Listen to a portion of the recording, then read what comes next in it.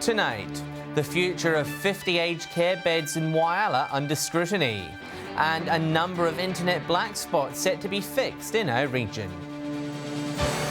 From our 7 Spencer Golf Studios, your nightly news with John Hunt begins now. Good evening. 2 months after the closure of one of Whyalla's aged care facilities, there are calls for assurances the 50 beds lost will not go to waste.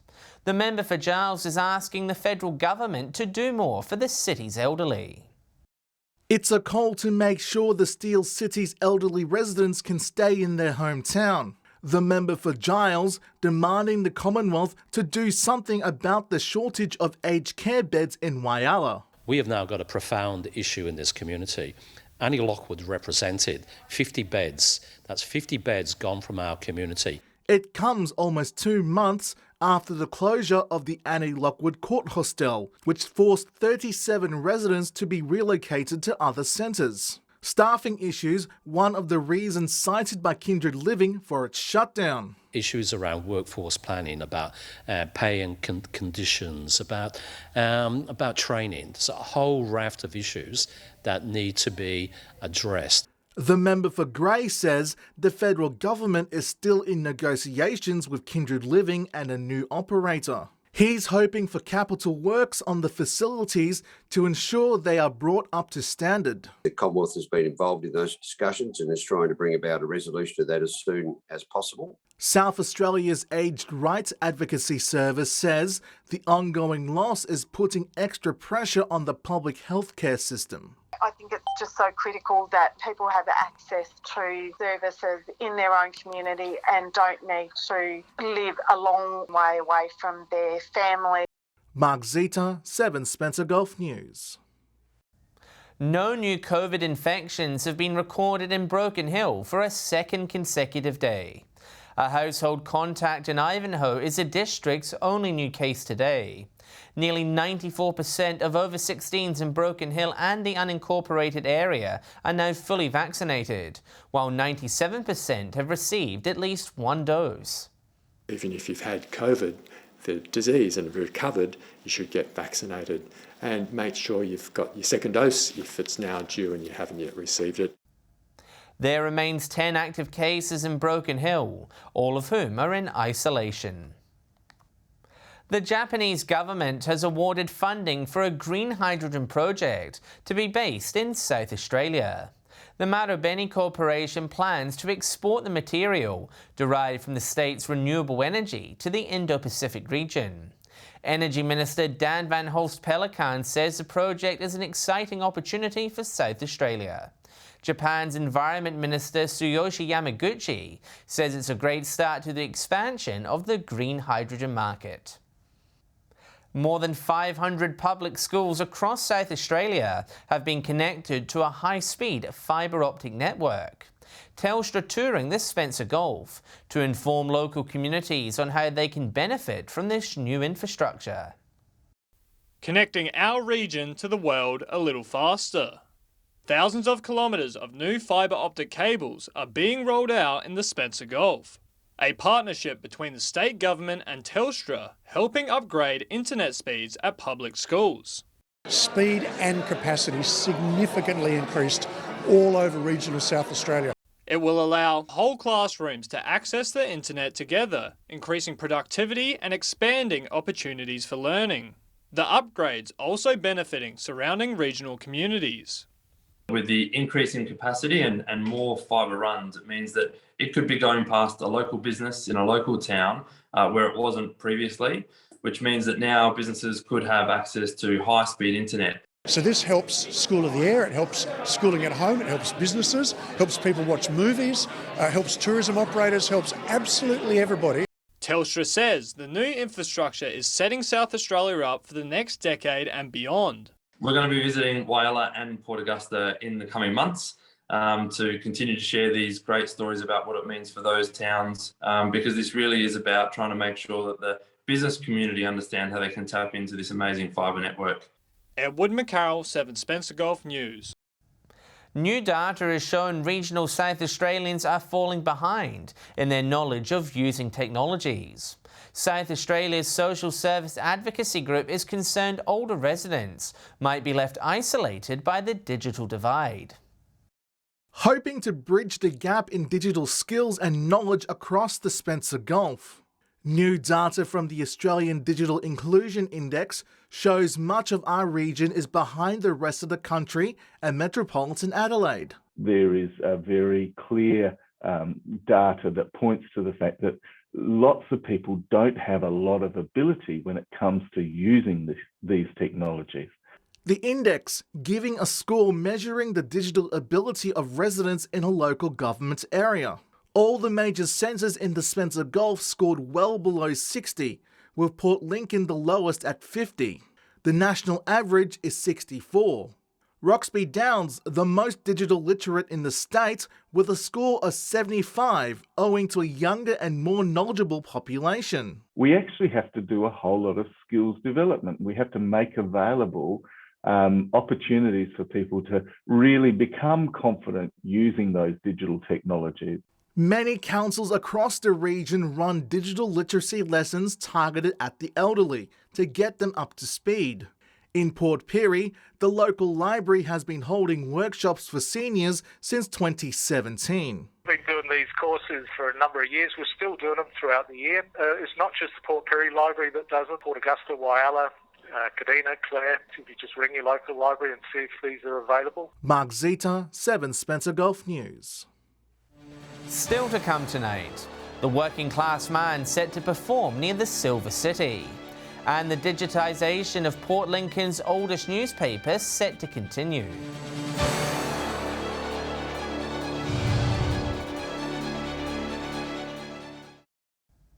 Welcome back. Music legends don't come much bigger than Jimmy Barnes, and now the Aussie icon will be descending on Broken Hill for the Monday Bash.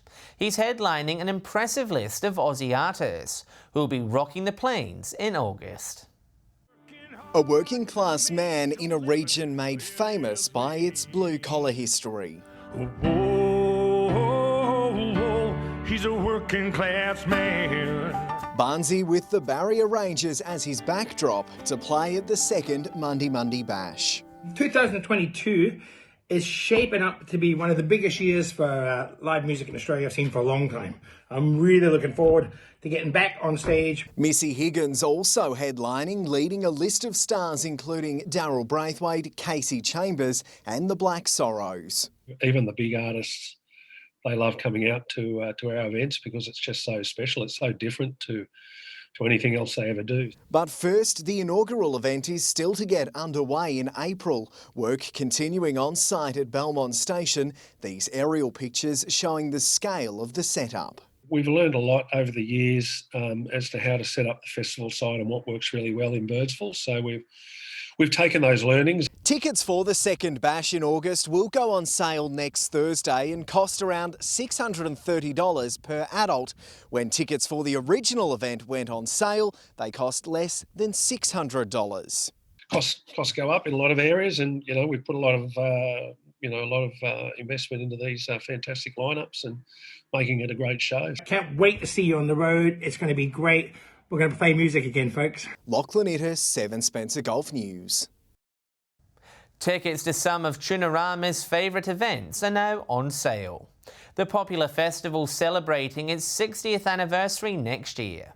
Tickets to Best of Air and Blessing of the Fleet dinner can be purchased on the SA Tickets website, while a ticket to the opening ceremony, Ambassador Quest finale and the Quest story can be purchased at the Nautilus Arts Centre.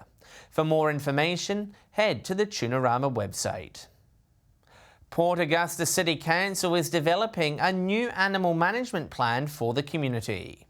The plan's aiming to slash the increasing amount of strays being found on local streets, which council says are becoming a nuisance for the public and environment. There's no such thing as bad pets, just bad owners. Port Augusta Council says the amount of cats and dogs wandering at large has risen to a concerning level. I mean, we get reports of stray dogs around the streets. Are they safe? Are they not safe? Cats creating an issue, the wild cats. The council says these uncontrolled and distressed pets are causing issues in the community and harassing other animals. It's prompted the development of a new draft animal management plan through until 2027. The plan outlines how stray dogs and cats will be dealt with and a range of initiatives to educate the community on pet ownership. If they can see an improvement in some way that we can make this management plan work better, please go online or communicate with our people in the Council Civic Centre. The council says while microchipping helps to find out who owns what, it doesn't solve the issue of owner negligence. Residents are being told now is the time to review the draft and make suggestions on other ways to fix the problem. Comments are made about consultation happening after an event. Well, that's not the case. We're actually asking people and giving an opportunity for them to be part of this. To view the document, visit the council website. Edward McCarroll, 7 Spencer Gulf News. The Port Lincoln History Group has received a substantial boost from generous donors as they look to start one of their biggest projects. The group hoping to increase the accessibility of past Port Lincoln Times editions. Vital funding to help secure the Lower Eyre Peninsula's rich and diverse history. The Port Lincoln History Group embarking on an exciting project. Well, I think the history of Port Lincoln is so well summed up in the Port Lincoln Times. It's the Bible of everything that happens in Port Lincoln and Lower Eyre Peninsula. The History Group setting out to digitalise every Port Lincoln Times edition from 1955 through to 2002. The project aimed at increasing and preserving the accessibility of records throughout the region.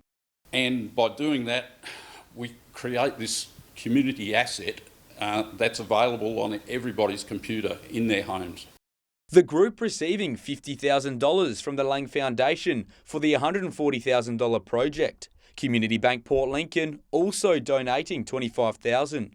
We're very enthusiastic to support the History Group in this incredibly good project. Mr Mantle also asking residents to dig deep to help complete the project.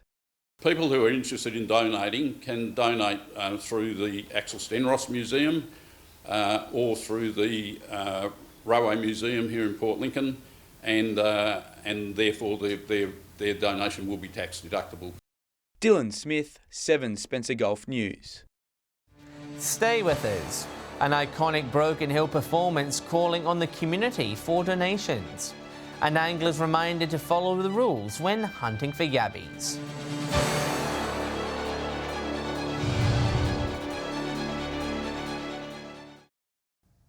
We've all got old boxes of clothes and knickknacks lying around, and the United We Stand performers want to have them. They'll be used to bring a major chapter in Broken Hill history to life, which will both entertain and inform tourists. One of Broken Hill's defining moments and among its darkest days. Any scab who works during a strike is lower than the lowest rung. Conflict, violence and arrests during the 1909 mine lockout, reenacted by local performers. They were just hard people, hard women, hard men, but they survived, and this is something that needs to be recreated.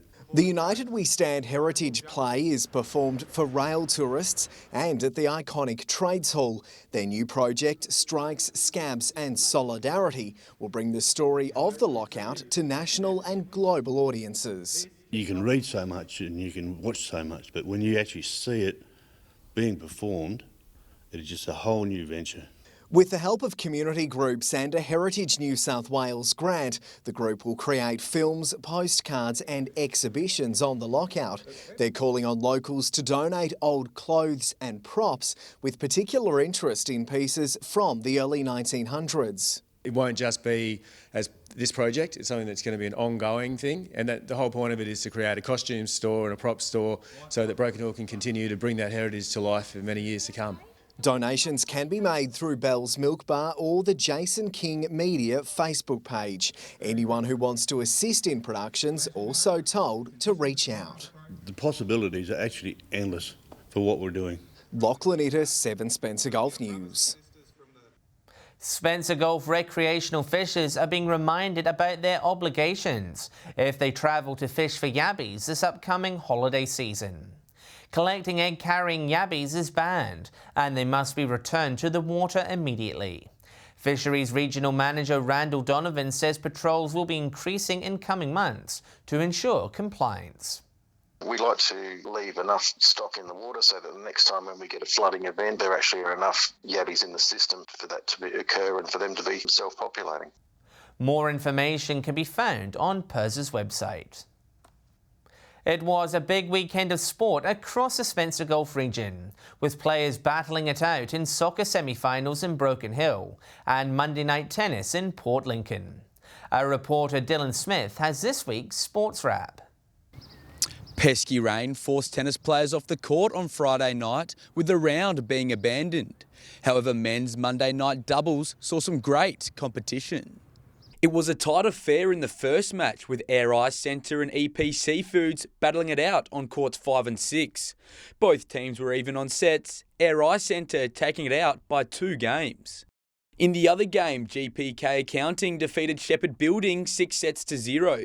However, the match was closer than the scoreline suggests, many going down to the wire. In the final match, the Fresh Fish Place easily accounted for Terry White Kenmart, failing to drop a set. Over in Broken Hill, it was semi-final time for men's and women's soccer. It was a tight tussle in the men's A-grade semi-final between West and Alma. Both teams were locked at 1-1 at the end of regular time, with Alma scoring the winner with 2 minutes to go in extra time. In the women's competition, West defeated St Joe's 2-0 to progress to the grand final. Now in Whyalla softball, when there was an upset to kick off the round on Friday night. The previously undefeated Eagles were taught a lesson by the Roadrunners. The Roadrunners taking out the match 10-2. In the other match, the Cats defeated the Indians 11-2, with Cats pitcher Jen Ormsby doing the damage. Finally, in Port Pirie softball, it was the Cougars taking out the Solly Cats 10 runs to 7 in an even match. Marley Biddle and Alexis Hill were best for the Cougars, while Sam Burt and Steph Cutler toiled hard for the Cats. In the final match, it was all checkmates, defeating the Tigers 16-3. Rachel Chiampi and Rebecca Hunter-O'Neill were the standouts for the checkmates, with Michaela Cox and Shani Warren the best for their side. That's all for sports this week. If you'd like your team's sports results featured, please let us know at our Facebook page. Stay with us after the break. Nearstar and a Port Pirie school joined forces to help upskill students. And we'll have the weather details with Alex Sykes.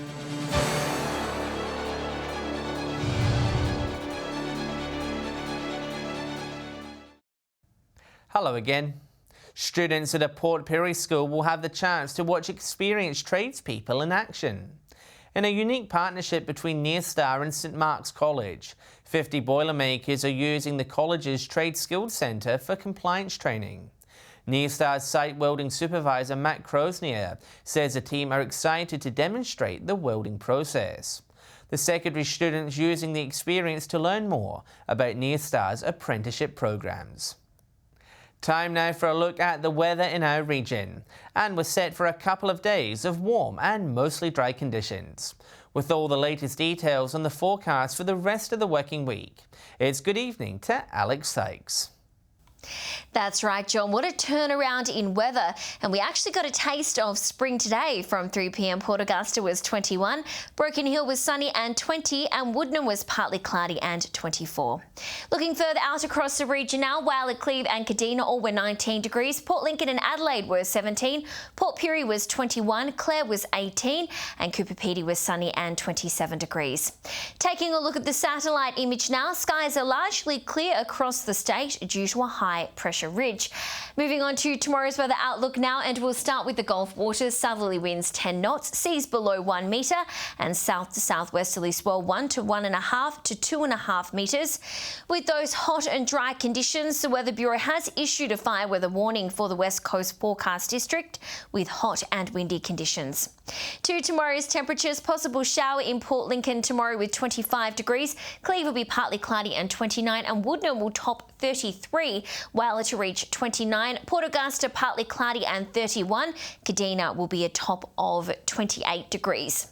Port Pirie will get to 29, Clare 25, and Broken Hill be mostly sunny and a lovely 27 degrees. Taking a look further through the week now, Thursday will bring possible showers in Port Augusta, Port Pirie, Whyalla and Woodner, becoming cloudy in Port Lincoln with 25, partly cloudy and 34 in Broken Hill. Showers across parts of the region on Friday, Port Augusta, Port Pirie and Kadina to reach 24, Cooper Pedy will be partly cloudy and reach 38, Broken Hill 29.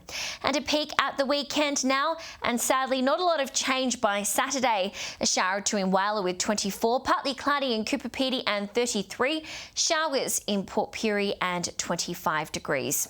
So be sure to enjoy the next 2 days of warm weather because those wet conditions are returning just in time for the weekend, John. And that's all the weather from me for tonight. It's back to you. Thanks for that, Alex. And that's the local news this Tuesday evening. Thanks for joining us.